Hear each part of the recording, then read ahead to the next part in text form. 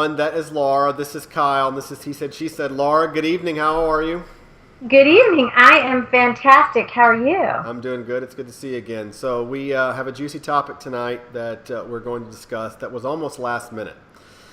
And I think it's relative for anyone. I think it's extremely relative for people who have been divorced. Yep. And the question is very simple. Is marriage really necessary? Ah! The question is, will you ever get married again? And that's the question that I get asked often, right? Especially right after the divorce. And I think there's always, a canned answer for people that are, the ink's not even, dry yet on the divorce decree. But, as time goes on, I think those feelings change. So, long story, long answer short is, yes, I will get married again. And I'll explain to you why later. But go ahead. Will you or not? So this is when we decided to do this topic, I was a little nervous, I'll be honest, because this is one that I haven't really reconciled for myself completely, because I also, like you, get asked the question all the time. And from the very beginning, the answer that just felt right for me was, I don't know. I'm not sure that I think it's necessary. So that hasn't changed 8 years later. But I'm talking about, for me, at this stage, right now. If you're asking me, do I think marriage is necessary as an institution, that's a little bit of a different question for me. What do you mean? I do believe that I do believe it's necessary. In 2013, I still believe that it's necessary.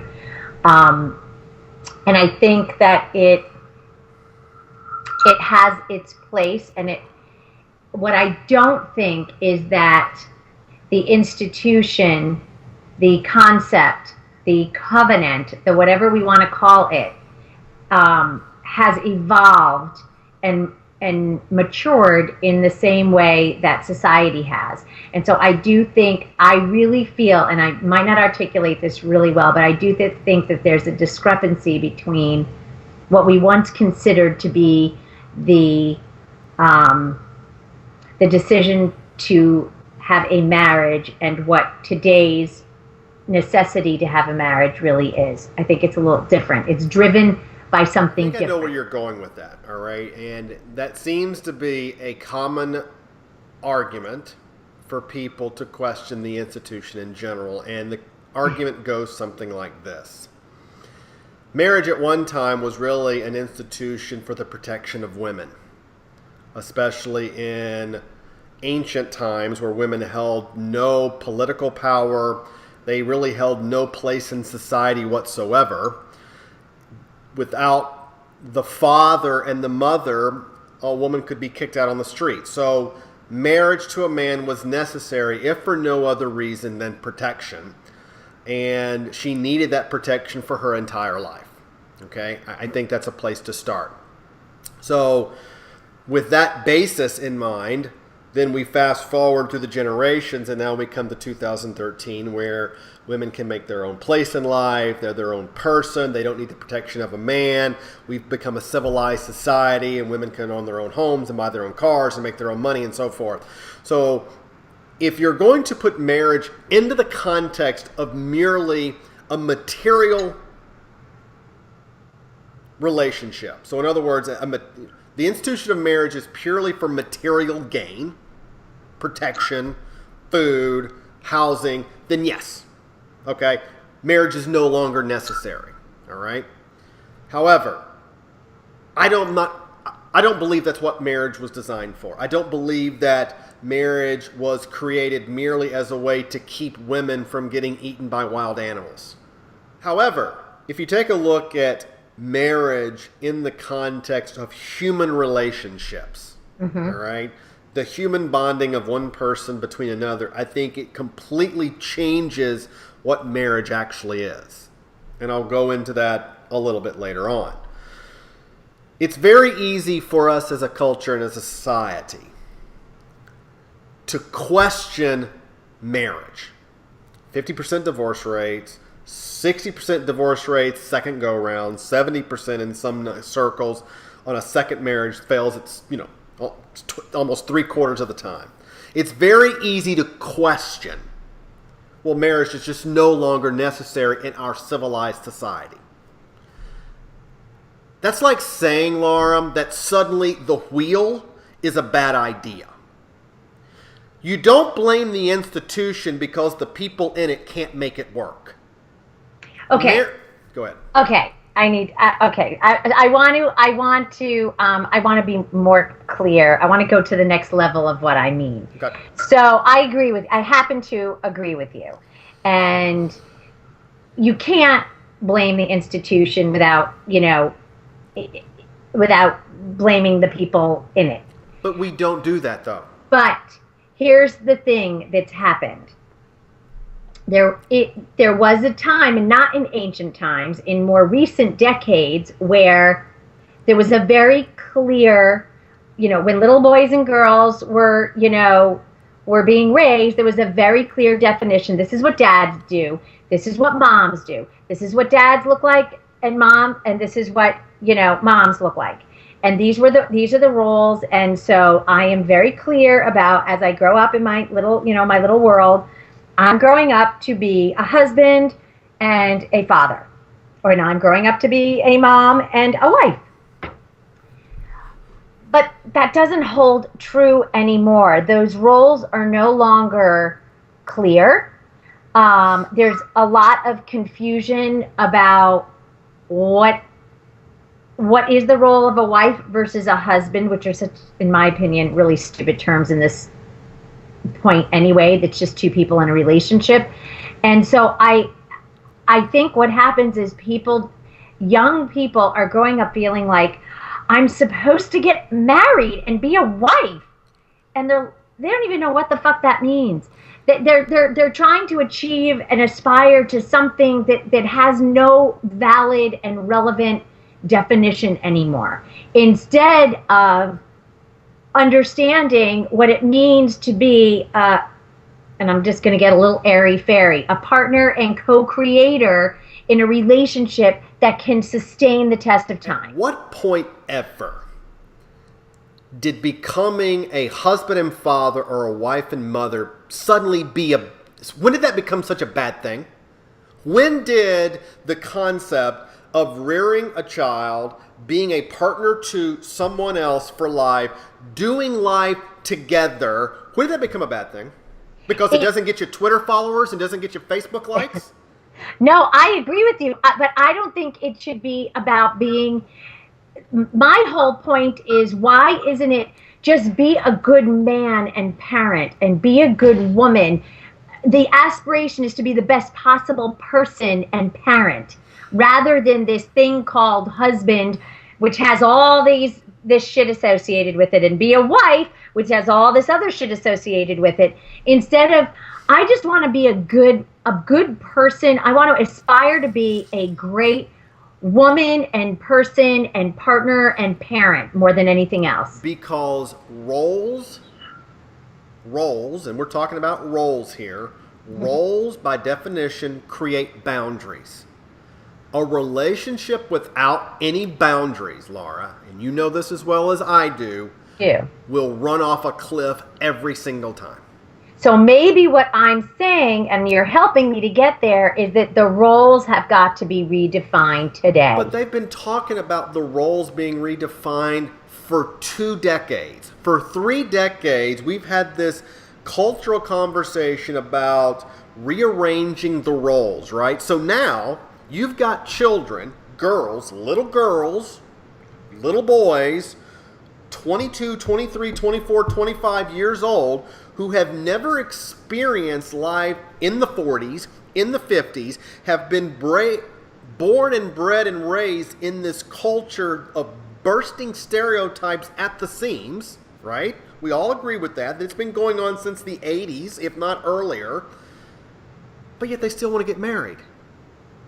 So either the culture that says marriage is not necessary isn't loud enough, or maybe there's somewhere in us that says, being with one person in a relationship that is defined by roles is really how it's supposed to be. There's a lot in there that I think has undermined the bottom line for marriage, which is it's supposed to be, to me, a growing, living, breathing, evolving relationship between a man and a woman who commit to being together and sustaining this amazing relationship as they live their life and as they procreate, should they choose to do so or not, whatever it is that they decide to do. And I just think that emphasis has not always been there.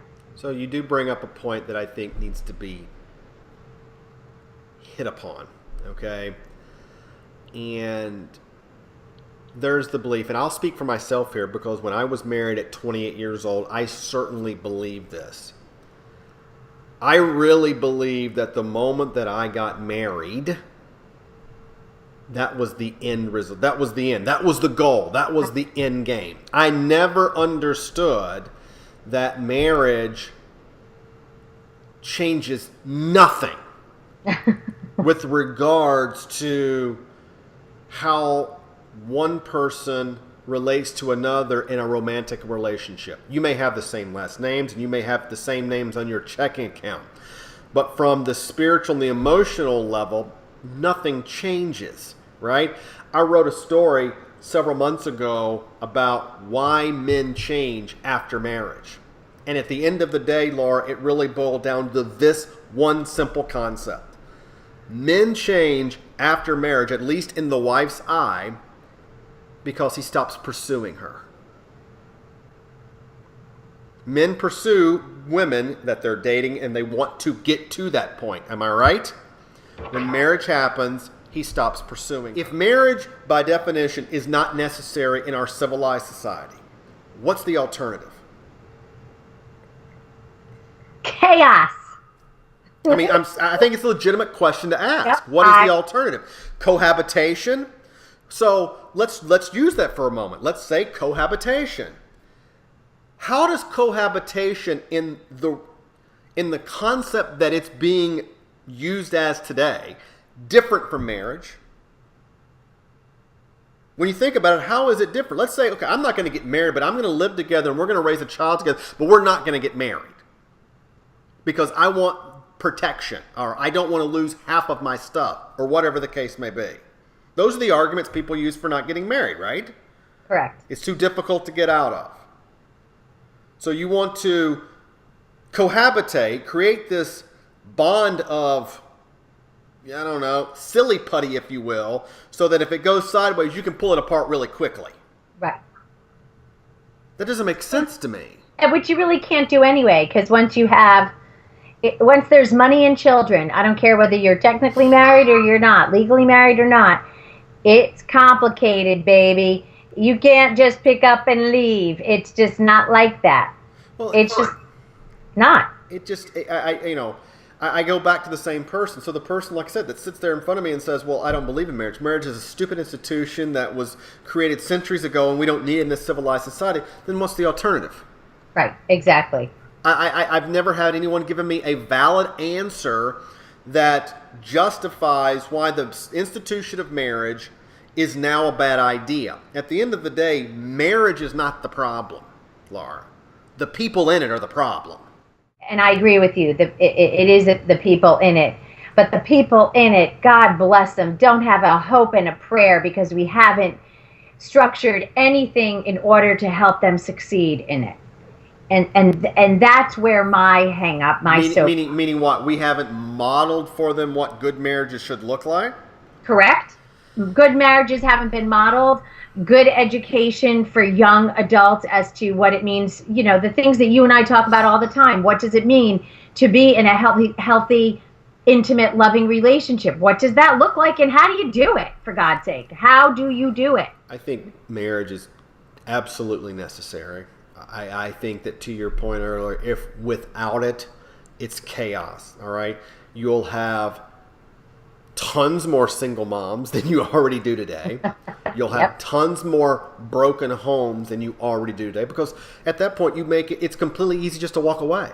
I can walk That's- away at any moment. I have absolutely no ties holding me there at all. Now, Right. that doesn't mean that marriage should be used simply to lock someone in a relationship. But once again, right, let me give you an example. Let's say, for example, I wanted to sell you a car, all right? And you were going to pay me payments. Are you more likely to pay those payments on time, Laura, if I have you sign a contract and an agreement and it's all spelled out and it's kind of underlined what your responsibilities are, or if we do it on a handshake? Okay. Right? Point taken. Yes. So I think that we have to look at it from that perspective. Now, a lot of people don't like that because they see that as kind of old-fashioned. Modern hasn't gotten us very far. I mean, am I right? You are. I do believe that marriage is a necessity. I mean, if I had to, if I had to pick, do I think I'm going to get married again? I can't answer that question. I still have to say I don't know. But perhaps I'm unusual in that I look at my relationship as if there is as if there has been a signed, committed document, and I know that I'm unique, and Right. and I get that, but I do believe that marriage is a necessity. I would like to see people being given more education around what that means to make it successful, and not promote from the time little girls are 12 how beautiful they're going to look in their wedding dresses, and how the planning of the wedding is just how much mom and dad can't wait for the wedding and to walk her down the aisle, and then of course to have a grandchild. I mean, I just, like you, when I got married, I believed that was the finish line. I had accomplished what I needed to, and I had no expectation, I had no plan, and I had absolutely no idea that was just the beginning of something that I was supposed to participate I in. believe in marriage. I always have. All right. And I'll say this too. I think me and you have more right to talk about marriage than other people because we've tried it once and failed. Okay? If anyone should be against marriage, it should be me. Not the single 20-something-year-old out there who's never held a relationship more than 6 months. All right? That guy doesn't even have a dog in the hunt. Okay? It's the individuals that have tried it and failed. Those are the ones that carried the most weight. I believe it is because I believe this. I have 2 children. I don't want them to grow up believing that their adult life, their adult relationships will consist of one thing to the next. It'll consist of moving in together and hoping that they can stay together and until something else happens. I do believe in the fairy tale that people can meet and be together for a lifetime. Didn't happen for me. It'll happen next time. However, I want my children to have that, all right? If I discount marriage and I just go to my kids, I don't believe in marriage, do what you want to do, what hope do they got? What hope do they have? So I've got to be that guy, Laura. I've got no other option. And I agree with you. I struggle with this. I've shared that with you before, that I struggle with this because I also, somewhere in my core, I really do believe in, that there are relationships that are sustainable over the duration of a lifetime. And I want my children, I take that seriously as well. I really do want them to also see that it's not a life sentence. It's actually a it's a really amazing, growing, evolving, expanding Right. thing. That's what I Final want to thoughts. show. Wow. Final thoughts is that this is that despite everything, even for me to say this, despite all the ways in which I could argue this with you or discuss this with you, that having the formality, having the structure of marriage it's truly necessary, so that we can keep families together. We can keep families intimate and growing the way that they need to be and they should be. Marriage has become something far more than it was originally intended for. It is not the hopes and dreams of all of our aspirations. It does not carry us to La La Land. All right? It is never designed. We have put so much on marriage, our happiness, our well-being. It cannot carry the weight, and it will fall and fail under those expectations if we don't put them more in line. Till next time. Till next time, Laura. We'll talk to you soon. Thanks. Bye.